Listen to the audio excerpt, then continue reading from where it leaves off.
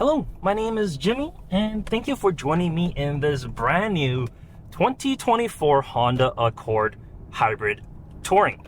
This is the top trim here in Canada, and it has all the bells and whistles and a very cool powertrain.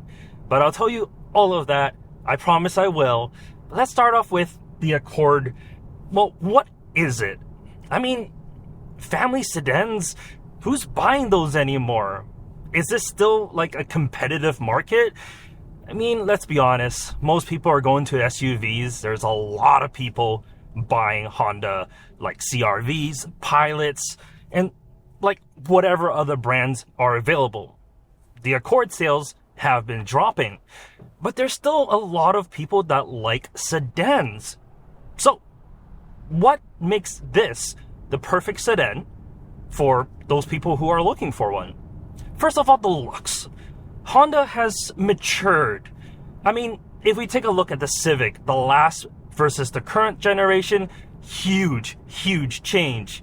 For this, not as much. The Accord, yes, the front end is definitely a little bit more mature. The headlamps are very similar to the Civic and the CR-V. The back end is also updated. You got LED taillights back there. You got newer wheels, but the chassis of this is, well, exactly the same as a previous generation.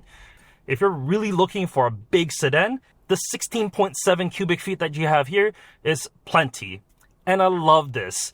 I first saw this on the Civic. I don't know if it was on the previous generation Accord, but this damper that's here, this, I mean, it's such a little thing, but not having the tailgate just pop open and kind of spring up, it just makes for a slightly nicer experience. What's a damper cost to Honda? A couple bucks? But it just makes a little bit nicer. It really does. As for the back seats, well, it's not too bad back here. I'm 5'11", and headroom is pretty good. Even if you're a little taller, you should be fine. And legroom is super spacious. The Accord, they just like really stretch that wheelbase, so it's super comfortable back here.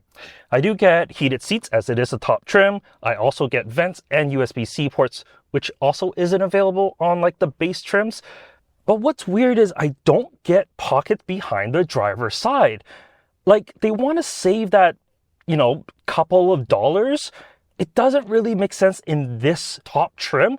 You expect pockets, right? Whatever reason, Honda decided, nope, no pockets for you. But what I can say is, well, you do get airbags on the side, which actually makes it a very good family vehicle because you do want to make sure anyone back here is safe. Speaking of, I am a child passenger safety technician, and I want to show you exactly how car seats fit inside this vehicle. On the driver's side here, this is a collect lane infant seat. It was very easy to put the base in here, no issues with that. The doors are nice and big, allowing me to put the carrier inside as well. Once again, no real issues. As for the passenger side, this is a collect 5th in rear facing.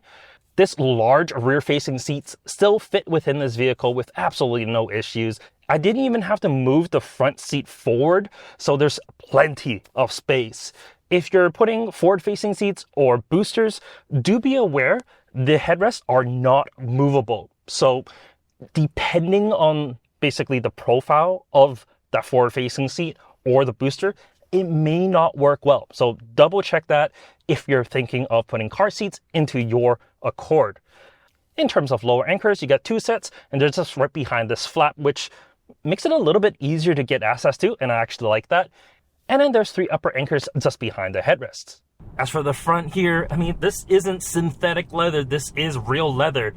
In the US, you can get an EXL model, a hybrid EXL, which probably is my favorite trim. But that one also gets leather, like this. But this does get ventilated seats, so you get everything. You do get the 2-way lumbar support, but not 4-way. Honestly, for most, that should be fine. And they're plenty supportive. No problems there. Steering wheel, it is updated. It's similar to the Civic CR-V. You got all your typical Honda buttons that you would have. Behind that, you do get a digital cluster, and that's available right from the base model. I love this digital cluster. It shows you so much information there. It's just very clear and legible display.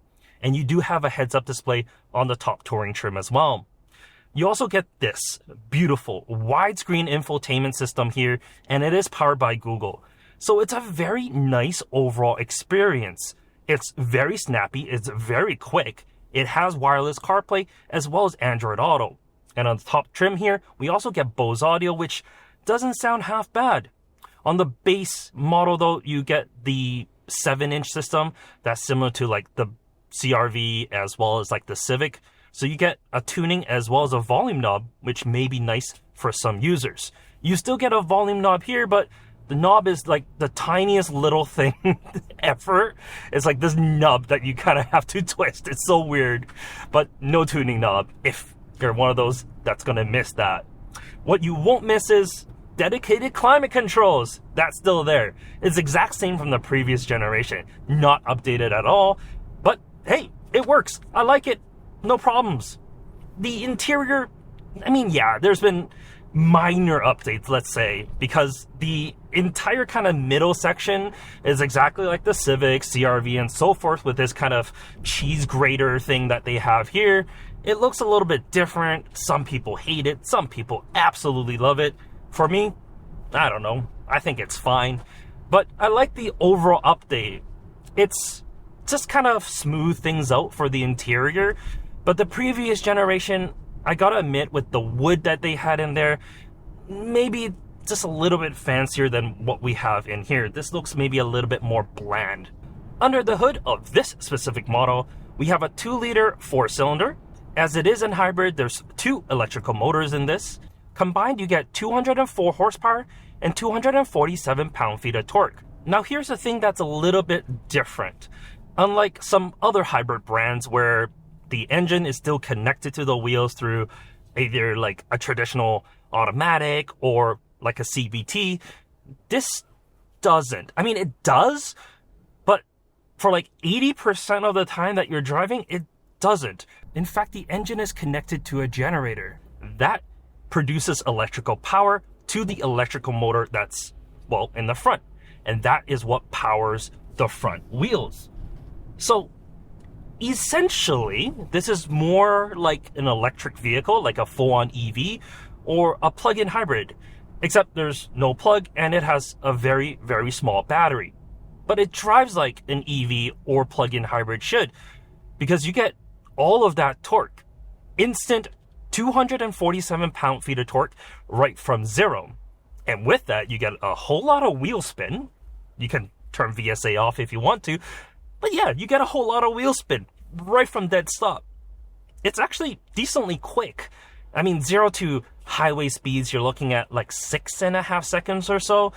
No, it's not faster than the 2-liter turbo that was available previously. But this is like pretty quick for like an everyday family sedan. It's more than quick enough. But what's even cooler than that is what Honda did with the engine. Now, this is not something they had to do at all. But what they've done is, well, they silenced it. That's one thing. You can barely hear the engine when you're driving. But what they've also done is, as you're accelerating, it actually revs that engine up as you go. And it has these artificial shift points. So you don't just get engine drone continuously, like just engine drone. And that's really smart. I mean, let's be honest. As a generator, there is 1 RPM that is the best at for maximum efficiency. But they didn't do that.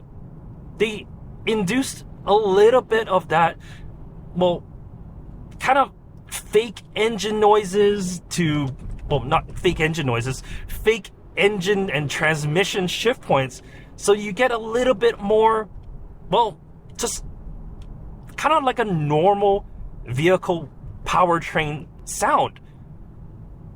That's so weird. But because of that, most people that hop into this won't know what kind of transmission it is, won't know this is like that type of hybrid powertrain. When you are going like 80 kilometers or above, that's when the physical connection between the engine and the wheels come into play.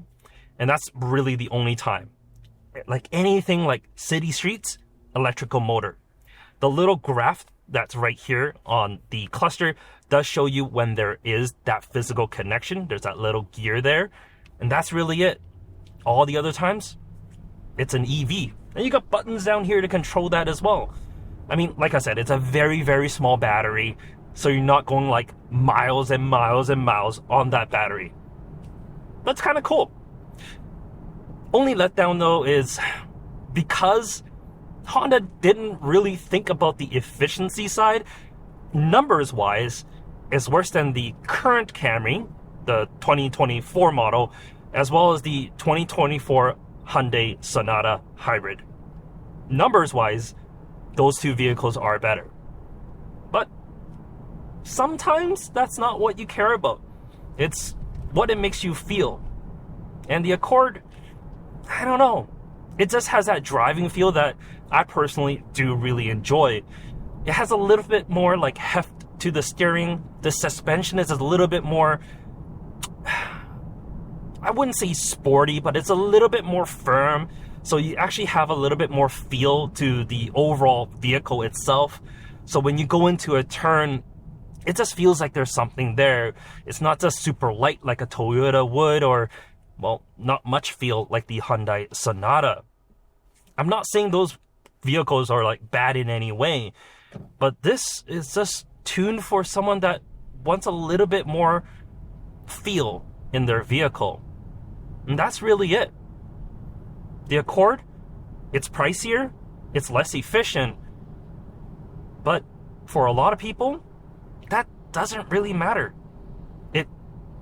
Well, like I said, the feel matters more. And this feels great. And that's why maybe you should look at an Accord. And it's a whole lot cheaper than a CRV. Let's be honest.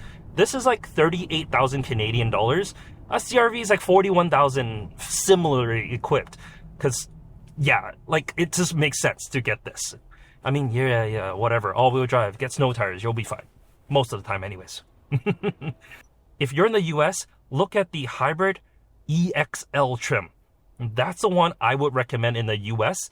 Top trim for Canada. The touring, it just makes sense. It's only like 4,000, I think, more than the base hybrid, and you get a lot more features here. But the US one, the EXL, you don't get like, what don't you get? You don't get the ventilated seats. You don't get the heated seats in the rear. You don't get like the Bose audio. You don't get the auto dimming mirrors, memory position seats. Like there's things that you don't really necessarily need. And the EXL is like $4,000 less than the touring trim. So there's some top tip for you. In any case, like I said, I will see you later. And yeah, I'll catch you in whatever vehicle I drive next. See ya.